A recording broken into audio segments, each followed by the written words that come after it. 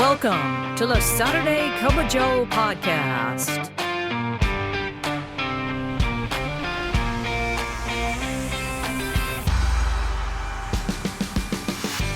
This podcast is dedicated to EAS employees of the U.S. Postal Service and members of the National Association of Postal Supervisors. So, pour yourself a cup of coffee and join us for today's episode. And now, here's your host, Robert Wakefield. Good morning, Branch 32, and good morning, Naps family, wherever you are listening. We have about 25 listeners every week, and I do appreciate that. Be sure to share this podcast with all your friends and family, and just call your neighbors. It doesn't matter. I'm your host, Robert Wakefield, president of Branch 32. Good morning. Thank you. Thank you so much. Hey, we got that great show lined up for you, so go ahead and pour that first cup.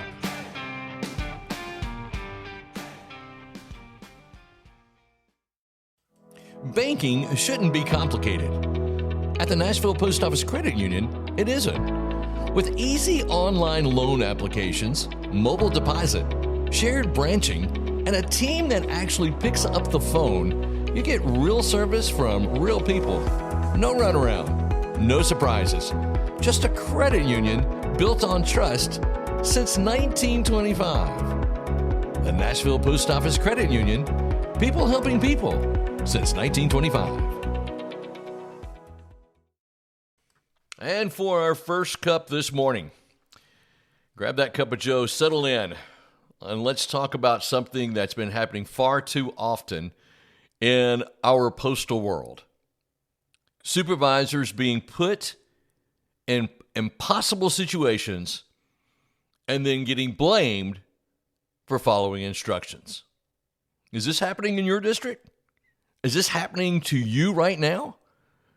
If it is, let me know. Let's talk about it. You can go to the chat feature at napsbranch32.org. It appears at the bottom right. Let me know what is going on in your district. But here's two real stories that took place in the last couple of weeks. It's two supervisors, two different places, two different situations, but it's the same pattern. And it'll be the same lesson when we get done. So let's go to story number one. And it happened at the plant, at the Nashville plant. So our story is going to begin with a supervisor of distribution operations. We call them SDOs, of course. And it's something that had to be done with the MDO, the manager of distribution operations, rather. So one day the MDO tells the SDO, stay over your 8 hours. So the SDO does exactly that. He stays over. He works the hours. And he even gets the tea time, and he follows the instructions that he was given. But here's where it gets interesting. A few days later, let me back that up. A few days earlier, in a group meeting, this same MDO said this to her group of supervisors. She said, you SDOs only want to work 8 hours and go home. Where is your dedication? Now, let me pause right there. Never.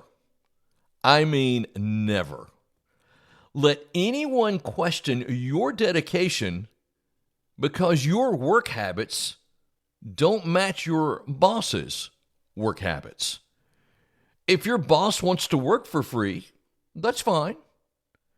But you don't have to. Because dedication is not measured by how many hours you stay at the job. It's measured by how you lead, how you serve, how you show up, how you don't abuse your sick leave. Those are the dedication parts. But this SDO, before she even said anything, she asked the question, where's their dedication? Your dedication is that you show up to work every day. And that's where you should be. Okay, back to our story. So this SDO was given instructions to stay over, They stayed over, and then guess what happened? They get called into an investigative interview. You can't make this stuff up. So here are the actual questions. Listen to this. Were you told to stay over your 8-hour assignment on Saturday, April 25th, 2026? The answer was, yes, I even clocked out, and they told me to get back on the clock. Here's the next question. Were you told to stay over on Friday, May 1st, 2026? And the answer was, the MDO instructed me to stay. And then here's the big one. Why did you go over your 8-hour workday creating unauthorized straight time? And the answer again was, my MDO instructed me to stay over. Now, let's pause here again. This SDO, this supervisor, followed exactly the ELM 665.15, obedience to orders, which says employees must obey the instructions of their supervisors. He obeyed. He stayed. He clocked back on after clocking off. He worked, he got the tea time, and then he got an investigative interview for it. So the question becomes, what could this supervisor do to protect himself? And the answer is simple. After receiving the instruction, the SDO, the supervisor, should go straight to a computer and send an email to the MDO that made him stay. If there's more than one MDOs, I'm copying them. I'm copying implant support. I'm going to copy the plant manager. I'm going to copy the Maytag repairman. And yes, I'm going to send it to my home email. Now, this is one of the things that you don't say in this email. You don't say this. I really appreciate you calling out my level of dedication. Don't do that. Whatever you do, don't do that. But instead, the email should look something like this. As per our earlier conversation, at 5:23 p.m. on May the 16th, I will be staying over my 8 hours per your instructions. This will be a tea time event, and I will swipe my card when I leave. It's short. It's very clear. It's professional. But the most important thing, it is documented. It is an electronic record that you were told to stay, and then they want to question you because you stayed.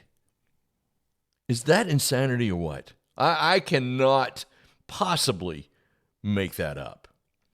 That email is going to protect you from being blamed for following orders. Now, does it have to come to this? I don't think so. It shouldn't, because we're all a team. If we're supervisors and we have managers above us, we should be working together, not against each other.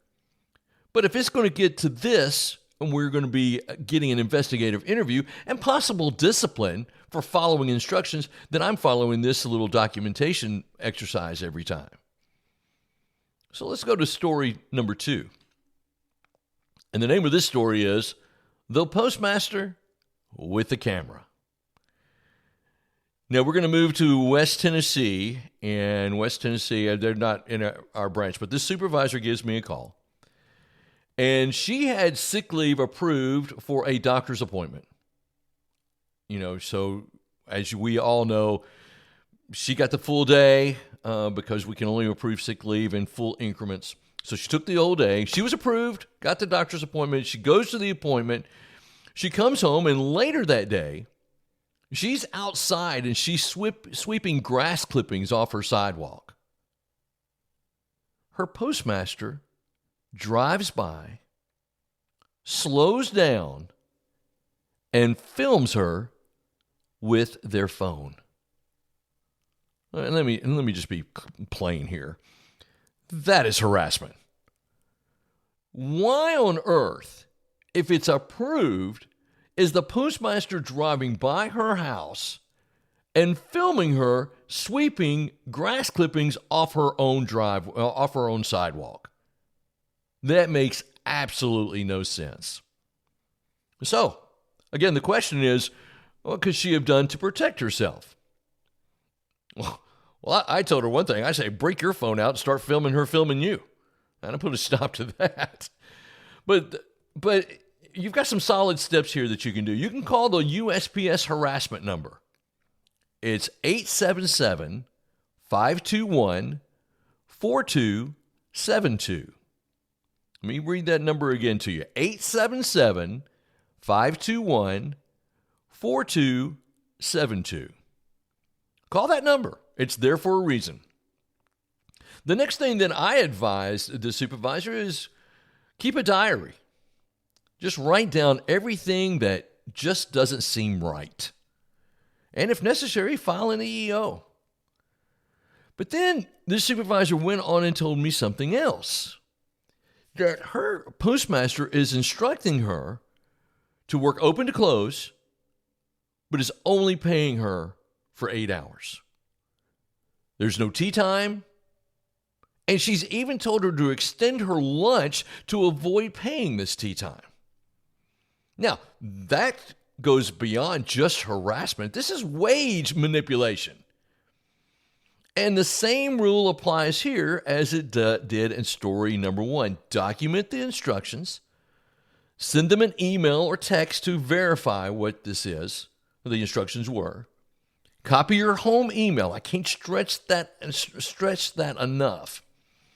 And reach out to your NAPS representatives. Now, the big lesson from both of these stories, there's 2 different supervisors, there's 2 different situations, but the same core truth takes place. If it isn't documented, it didn't happen. Supervisors are being put into situations where they're expected to obey orders and then punished for obeying those orders. Your protection is documentation, it's clarity, it's professional communication, and it's also knowing your rights. Now, here's the things I don't want you to take away. You're not being difficult. You're not being disloyal, and you're not being uncooperative. You're being responsible, and you're protecting your career. So, the takeaway here, obey your instructions, but if you have a supervisor that gives you a hard time, then document those instructions. All right, that's going to wrap it up for the first cup. Let's go ahead and pour that second cup. To the people who keep our mail moving, rain, shine, and everything in between, we see you. And at the Nashville Post Office Credit Union, we're proud to serve you. Since 1925, we've been the financial home for postal employees and their families, offering fair rates, personal service, and a team that understands the work you do. Because you deliver for everyone, and we're here to deliver for you. The Nashville Post Office Credit Union, people helping people since 1925. And for our second cup this morning, I don't have a lot of time because I got a little long-winded on the first cup. So for the second cup today, I just want to tell you that the newest development that we have for the Saturday Cup of Joe podcast is now NAPS Branch 32 has a YouTube channel. That's right. NAPS Branch 32, you can catch the Saturday Cup of Joe on YouTube. Now, it's not a video. It is just all audio. But you could put that on there and listen to it when you're driving to work or wherever you get your podcast. You can do that. But now we have this brand new channel. It's NAPS Branch 32. You can find it on YouTube and listen to the Saturday Cup of Joe there. And again, like I said when we started the show today, that I have about 25 listeners roughly a week. And most of them listen on Saturday. A good portion of them do, of course. But then others listen throughout the week. But it's about 25. And I'm really wanting that number to grow to at least 26. So be sure to tell all your friends, all your EAS friends, all your NAPS family members, your branches. Tell everyone you know about this podcast, and I want to know what you want to talk about. Now, a preview of coming attractions. I'm going to tell you what we're going to do. We're going to interview the candidates that are coming up for election at the National Convention in August. So we'll be doing some interviews for that. So you'll especially if you're going to the National Convention, you'll want to hang out and listen to that. All right, well, that's going to do it for today's Saturday Cup of Joe podcast presented by the Nashville Post Office Credit Union. And as I've mentioned before, please share, like, and subscribe to our YouTube channel, NAPS Branch 32. You can get all the podcasts there as they load in. All right, that's fantastic. Thanks so much for listening. And remember, every great weekend starts with a great cup of Joe. We'll see you next time. Thank you for tuning in to the Saturday Cup of Joe podcast. Please note that the views and opinions expressed in this podcast are solely those of Robert Wakefield and do not necessarily reflect the views of the National Association of Postal Supervisors. We welcome your questions and comments, so send those to SaturdayCupOfJoe@gmail.com.